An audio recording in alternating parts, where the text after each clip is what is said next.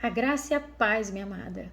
Como você está? Está bem? Estou com saudade de vocês. Estou um pouco ausente.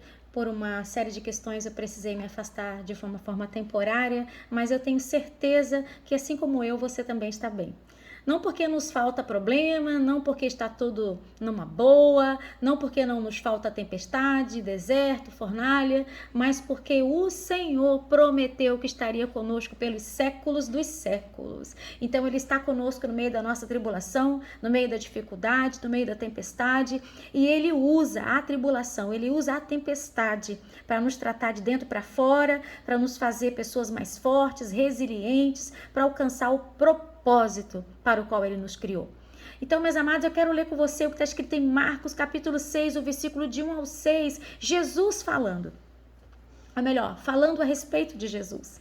No versículo 1 diz assim, do capítulo 6, e partindo dali, Jesus chegou à sua pátria e os seus discípulos o seguiram. E chegando o sábado, começou a ensinar na sinagoga e muitos, ouvindo, se admiravam, dizendo, de onde lhe vêm essas coisas? E que sabedoria é essa que lhe foi dada? E como se fazem tais coisas por suas mãos? Não é este o carpinteiro, filho de Maria, irmão de Tiago e de José e de Judas e de Simão? E não estão aqui conosco as suas irmãs? E escandalizavam-se nele. E Jesus lhes dizia, não há profeta sem honra, senão na sua própria pátria, entre os seus parentes e na sua casa, e não podiam fazer ali nenhuma obra maravilhosa. Jesus não pôde fazer ali nenhuma obra maravilhosa, somente curou alguns poucos enfermos e impondo-lhes as mãos. E estava admirado da incredulidade deles. Amadas, Deus tem me incomodado nos últimos dias, né, acerca de um padrão comportamental de desonra, não só no mundo, não só na vida do ímpio, não só na vida daquele que não tem Jesus, mas na vida, inclusive, das pessoas da própria igreja, sabe? Inclusive dentro do próprio rebanho. É notório que no Brasil existe, sabe, um espírito de desonra que permeia a vida das pessoas, a cultura, a própria cultura brasileira, e isso prejudica muito as pessoas de avançar. Nós vemos que o brasileiro, ele vive nesse padrão da desonra, tanto é que eu acredito que nós somos o país que mais coloca apelido nas pessoas.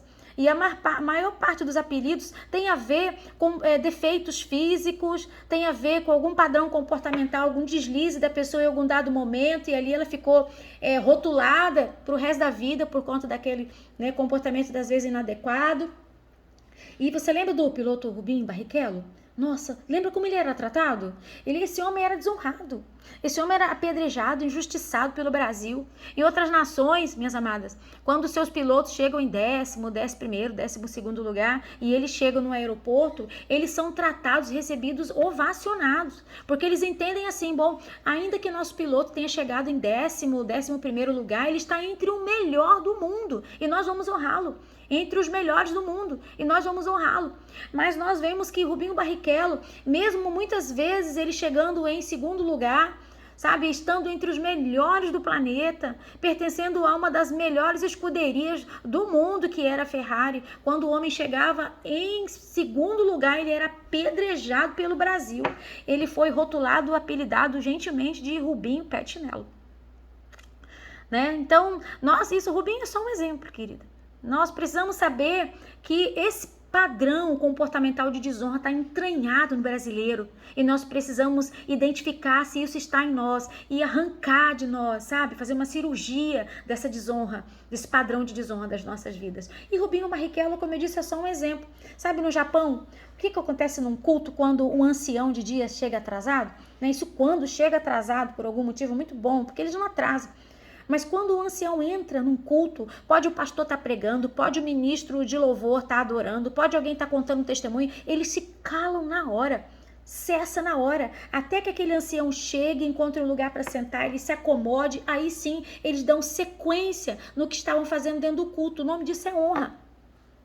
E o que é honra, minhas amadas? No mundo de Deus, no padrão do reino de Deus, tudo gira em torno da honra. A honra é o protocolo do reino de Deus. É o procedimento adotado no reino de Deus para comportamentos e relacionamentos do cristão, daquele que se diz servo de Deus.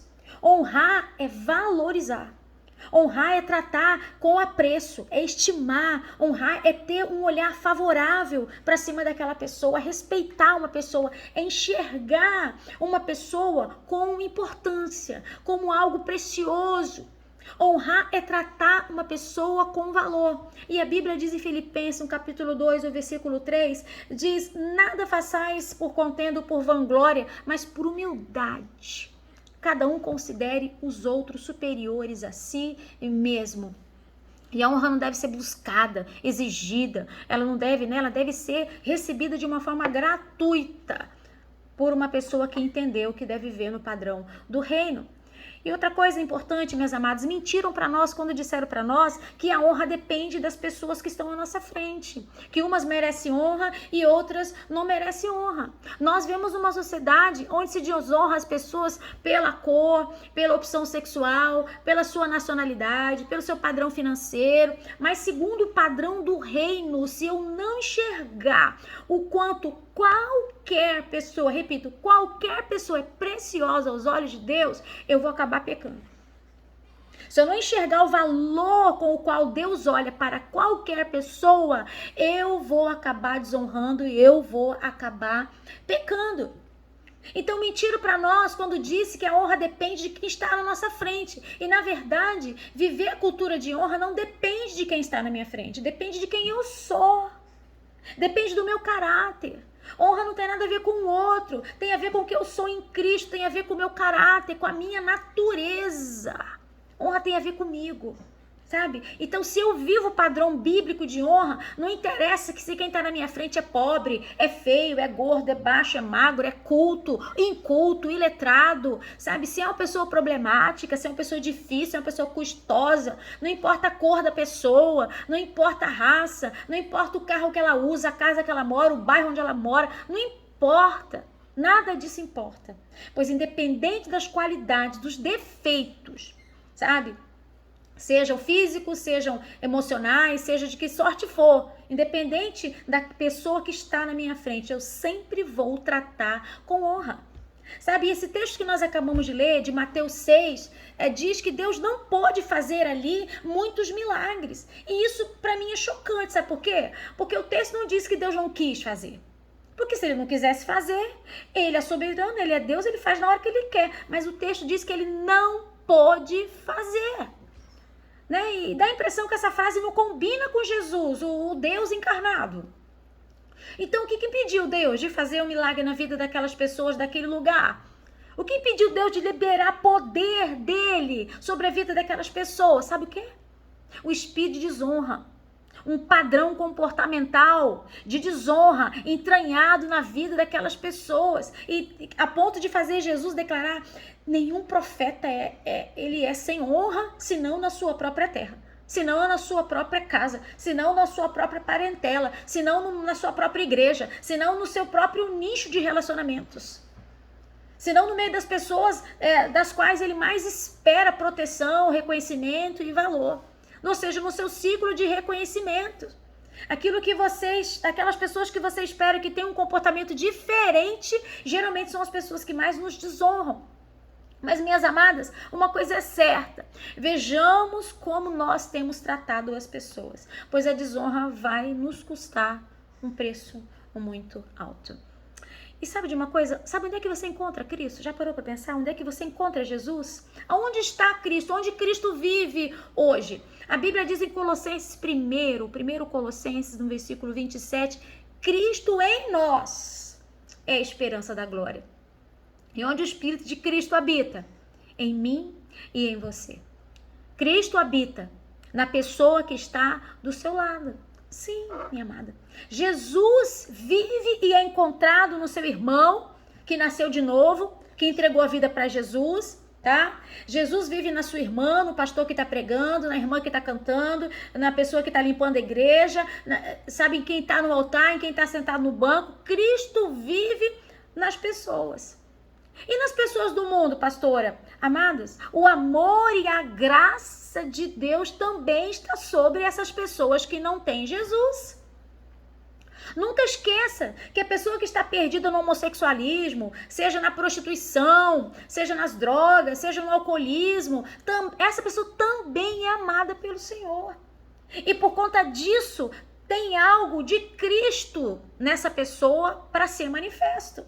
E se a pessoa perdida é também alvo do amor de Cristo, quando eu desonro essa pessoa, além de entristecer o coração do Senhor, eu estou impedindo que aquilo de precioso que tem nessa pessoa flua para mim, porque tem algo de precioso nela, porque ela é alvo da graça e do amor de Cristo. Eu estou me impedindo de receber o que tem de precioso na vida dessa pessoa, e pior, eu estou impedindo que essa pessoa receba aquilo que tem de Cristo em mim. Então eu estou deixando de abençoar e eu estou deixando de ser abençoada.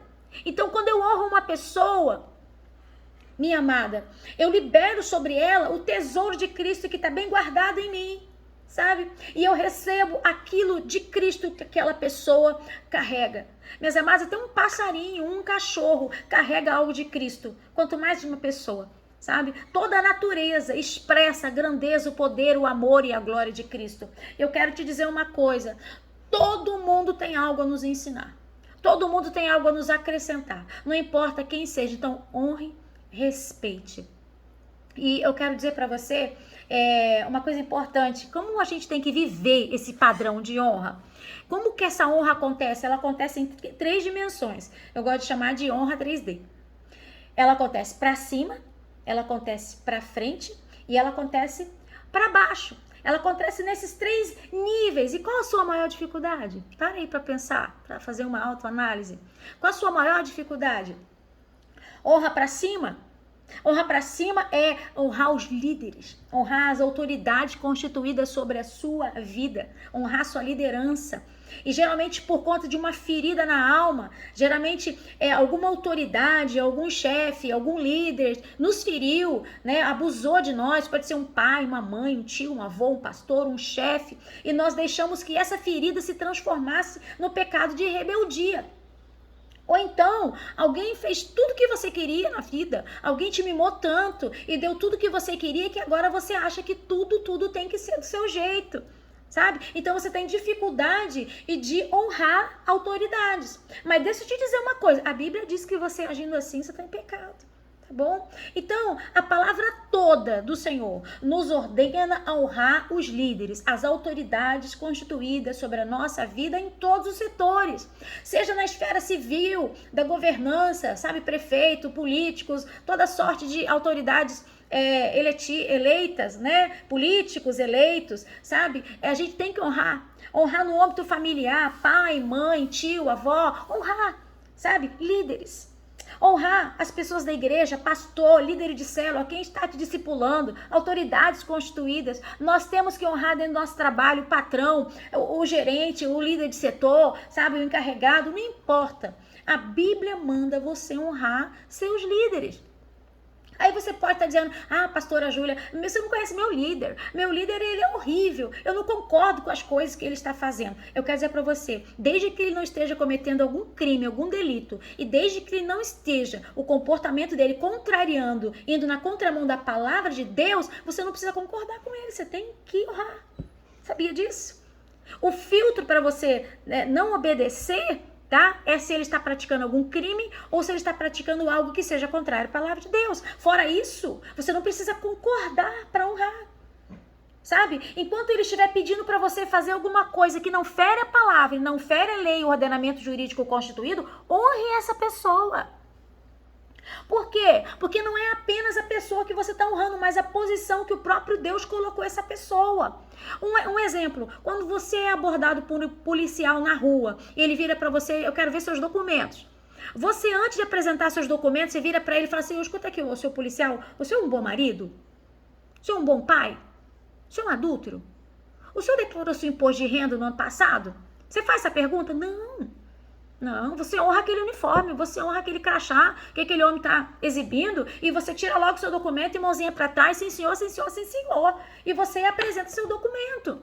E por que a gente não faz isso nos outros âmbitos da nossa vida? Sobretudo dentro da igreja. Por que a gente tem que estar apontando, falando, não vou obedecer porque eu não concordo? Nós estamos errando, meus amados. nós estamos errando. Nós temos que honrar, sabe? O filtro, eu já falei, acabei de falar aqui, se não estiver praticando nenhum delito e se não estiver indo na contramão da vontade de Deus, sabe? Muitas pessoas não rompem porque não tem um padrão de liderança. E tem muitos que falam assim, pastora, eu não decolo na minha vida espiritual, na minha carreira, porque eu não tenho um bom líder, sabe? Eu nunca tive um bom pai, uma boa mãe, não tenho um bom pastor, não tenho um bom chefe. Ei, isso é mentira do diabo na sua vida. Sabe? Isso é mentira do inimigo. Deixa eu te fazer uma pergunta. Quem que era o líder de Adão? Era Deus. Deu certo? Quem que era o líder de Judas? Era Jesus. Deu certo? Quem que era o líder de Gease? Aquele que foi atrás de Naamã para pegar tesouros. Era Eliseu. Deu certo? Não deu certo. Quem que era o líder de Saul? Samuel. Deu certo? Não deu certo. Amados, a Bíblia diz que os filhos de Samuel eram corruptos. Eles não seguiram o exemplo do pai. Agora, quem que era o líder de Ruth? Quem que era? Noemi. Uma mulher amarga. Ela mesma trocou o próprio nome dela. Falou, a partir de hoje vocês me chamem de amarga. Me chamem de amargura. Era uma líder, uma mulher que virou para Ruth e virou assim, pode parar de me seguir, volta para sua parentela, porque eu não tenho nada de bom mais para te oferecer. Imagina ter um líder amargo assim, como Noemi, sobre a sua vida. Só que Ruth se manteve firme na honra, honrando Noemi até o fim. Deu certo? Sim, deu certo. Porque se você for lá na genealogia do próprio Cristo, tá lá Rutinha. Na genealogia de Cristo, sabe? Porque o que muda a nossa vida não é ter o melhor líder de todos. O melhor pai, a melhor mãe, o melhor pastor, o melhor professor, o melhor tudo. É lógico que isso ajuda. Mas o que vai mudar o padrão da sua vida é o quanto você tem de cultura da honra na sua vida, tá? Honrar as pessoas que possuem autoridade sobre a sua vida. Quando você faz isso, você consegue liberar tudo que tem de Deus naquela pessoa para você, para a sua vida, e tudo que tem de Deus na sua vida para a vida daquela pessoa. Então honre para cima, honre as autoridades, sabe? E honre também para frente. O que é honrar para frente? Honrar para frente é honrar os teus iguais, as pessoas que estão ombro a ombro contigo, são seus irmãos e suas irmãs, seus amigos, seus primos, são seus irmãos da igreja, sabe? São as pessoas que estão ali do teu lado trabalhando. Porque se na desonra aos líderes, para cima, o pecado é a rebeldia, o pecado é a rebelião, na desonra com os nossos iguais, o pecado é o orgulho, é a concorrência, é muitas vezes a inveja, aquele espírito de competição, sabe, maligno, sabe, é aquela pessoa que quer sempre dar a última palavra, ela quer ser melhor do que o outro, sabe, porque muitas vezes a pessoa acha que diminuindo o outro, ela vai aparecer, ela vai crescer, ela vai ter oportunidades, ela vai se tornar melhor do que o outro se o outro sumir. E essa é uma outra grande mentira do inimigo. Olha para Caim. Caim ofereceu uma oferta para o Senhor. Deus entendeu que aquela oferta não era adequada. E Deus recebeu a oferta de Abel. Caim ficou zangadinho. Caim ficou zangado. Qual que era a tarefa de Caim? Ir lá, melhorar a oferta dele e voltar a oferecer ao Senhor. Ele seria aceito. Mas ele entendeu que se ele matasse o que tinha de excelente em Abel, ele tinha a chance de aparecer. E muitas vezes nós fazemos isso. Nós fazemos isso, matamos aquelas pessoas que aparecem, as pessoas que brilham. De uma certa forma, Deus já chegou na vida daquela pessoa ao ponto, a fase na vida daquela pessoa de ser abençoado, né? De romper no seu propósito. E muitas vezes a gente vê isso, a gente fica ressentido com o Senhor. E a gente quer matar aquela pessoa, a gente quer nem que seja ferir a reputação daquela pessoa, porque quem sabe se a gente fizer isso, a gente vai ter, né, a oportunidade de crescer, de aparecer, de ser aceita. Então, muitas vezes as pessoas acham que a forma que ela tem de aparecer é matando o outro que está do teu lado.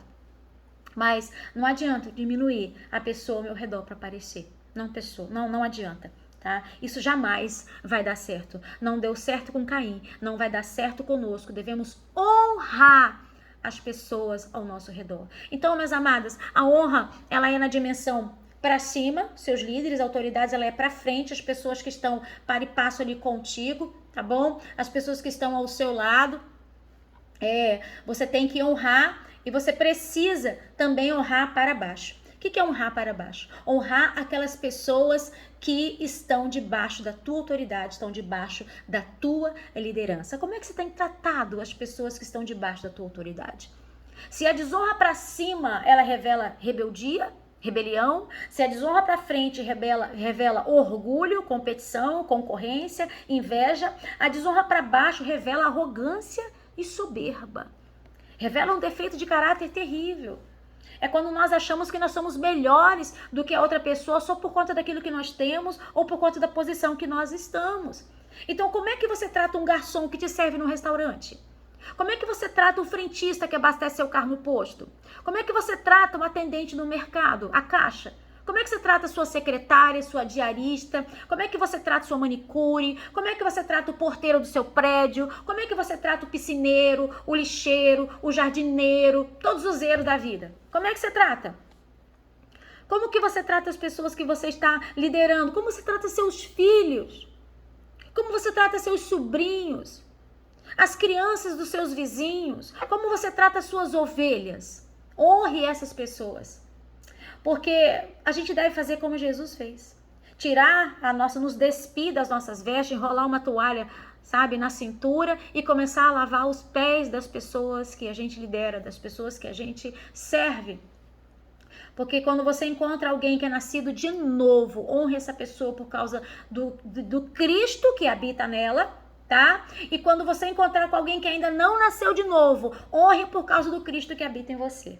Tá bom? E também por conta daquilo, da graça e do amor de Cristo que existe na vida daquela pessoa. Então, minha amada, eu quero fazer um convite para você, tá? Quero te convidar a fazer uma autoanálise, né, de como você tem tratado as pessoas ao seu redor, se você tem tido dificuldade de falar coisas boas, de abrir a boca e reconhecer e falar e pronunciar coisas boas. Chega perto de alguém, seja agradável. Elogie alguém de uma forma sincera. Oh, nossa, como seu sapato tá bonito. Como você cortou seu cabelo, ficou legal, ficou muito bom pra você esse corte. Nossa, como você tá cheirosa hoje. Fique atento a algumas mudanças nas pessoas. Se você não gostou, fica quietinho, tá? Mas se você gostou, porque muitas vezes a gente gosta e não fala, não é verdade? Muitas vezes a pessoa muda o corte do cabelo, a roupa, sabe? A bolsa. E a gente, né, mulher bom, não vou nem entrar nesse detalhe, né? E a gente não elogia. Abrace uma pessoa.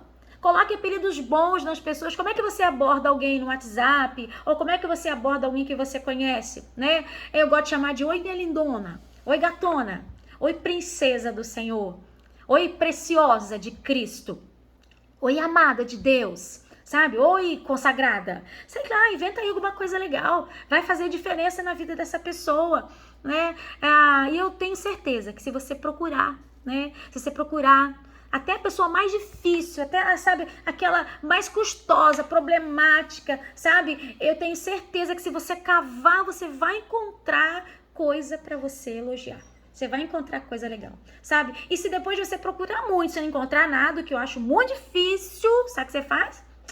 Fica quietinha, fala nada, passa aí um zipinho na boca, né? Porque quando a gente não tem nada para falar, ou então aquilo que a gente for falar, for ferir alguém, a gente tem que zíper na boca, calar, porque a gente tem que edificar com as nossas palavras. E a gente tem um erro muito sério, a gente confunde sinceridade com falta de educação, né? Nós temos que, muitas vezes, até para falar a verdade, né? Nós temos que ser pessoas dóceis, nós temos que falar com amor, nós temos que falar da forma como nós gostaríamos que falasse conosco.